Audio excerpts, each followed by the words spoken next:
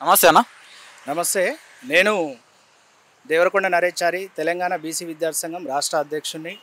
ఇవాళ ఏదైతే ఎస్సీ వర్గీకరణ మీద సుప్రీంకోర్టు ఇచ్చిన తీర్పు, ఇది సంచలన తీర్పుగా భావించాలి. గత 40 సంవత్సరాల నుంచి ఎంతోమంది బలిదానాలతోటి, ఎన్నో పోరాటాలతోటి ఇవాళ సాధించుకున్న ఈ వర్గీకరణ ఏదైతే ఉందో, మందకృష్ణన్న గారి జీవితాంతము ఎస్సీ వర్గీకరణ కోసమే ప్రాణం బలిపెట్టిండు. ఇవాళ ఎస్సీ వర్గీకరణ మీద తీర్పు రావడము యావత్తు దేశం మొత్తము సంతోషంతో ఉన్నది. అదేవిధంగా మన తెలంగాణ రాష్ట్ర ముఖ్యమంత్రి గారు కూడా సానుకూలంగా స్పందించి ఏదైతే ఈ కార్యాచరణను ముందు తీసుకుపోతా అని వాళ్ళు కూడా అసెంబ్లీలో ప్రకటించడం జరిగింది. ఈ క్రెడిట్ మొత్తము మందకృష్ణ మాదిగ అన్న గారికే చెందుతుంది.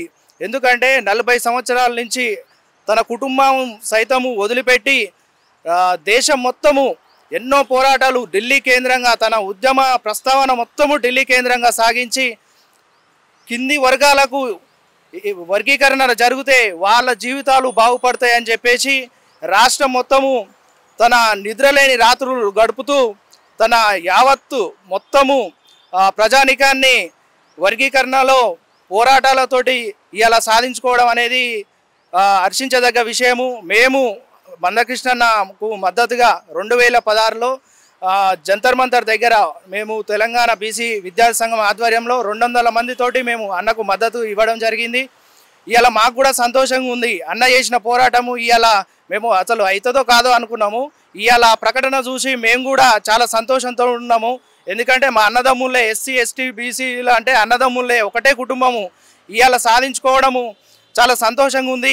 మేము కూడా రేపు రాబోయే రోజుల్లో బీసీ రిజర్వేషన్లు కూడా ఇదే విధంగా సాధించుకుంటామని చెప్పి అందరం కలిసి నేను తెలియజేస్తున్నాను. ఎస్సీ వర్గీకరణ వల్ల ఏం లాభం చేకూరించే అవకాశం ఉందన్న? ప్రతి పేదవానికి ఎస్సీలలో ఉన్నటువంటి కింది కులాలు ఏదైతే ఉందో వాళ్లకు ఈ సంక్షేమ పథకాలు కానీ ఉద్యోగాలు కానీ విద్యా ఉద్యోగాలలో చాలా నష్టం జరుగుతుంది. ఈ వర్గీకరణ వల్ల కింద అట్టడుగు స్థాయిలో ఉన్న వాళ్లకు చాలా లాభం జరుగుతుందని మా అంచనా. ఇప్పుడు శాసనసభ సమావేశాలలో కూడా ఆమోదించడం జరిగింది ఎస్సీ వర్గీకరణ గురించి. దీని గురించి మీరు ఏమనుకుంటున్నారు? ఇది ఏదైతే సుప్రీంకోర్టు ఇచ్చిందో తీర్పు, వెంటనే ఈ రాష్ట్ర ప్రభుత్వం కూడా ముఖ్యమంత్రి రేవంత్ రెడ్డి గారు కూడా స్పందించడం అనేది మామూలు విషయం కాదు. రేవంత్ రెడ్డి గారు కూడా వెనుకబడిన తరగతుల ప్రజల మీద మంచి అభిప్రాయం ఉందామని తెలుస్తుంది. తెలంగాణ ప్రవేశపెడుతున్నటువంటి ప్రభుత్వ పథకాలు ఎట్లున్నాయన్న?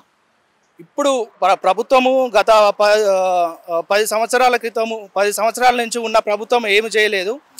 ప్రభుత్వం వచ్చి కొద్ది రోజులే అవుతుంది కాబట్టి చేస్తుందనే నమ్మకం మాకు కూడా ఉంది.